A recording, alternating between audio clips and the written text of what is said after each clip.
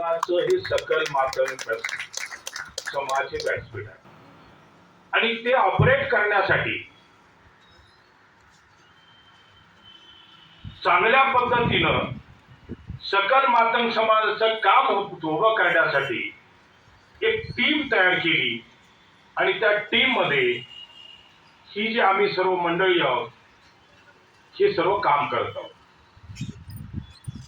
सकल मातंग समाजाच्या वतीनं पहिलं आंदोलन झालं जवाब दो आंदोलन आझाद मैदानावर.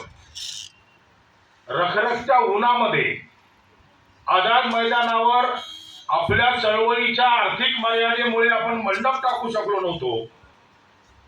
हजारोच्या संख्येनं तप्त उन्हामध्ये दिवसभर महाराष्ट्रातला समाज त्या आझाद मैदानावर बसून राहिला.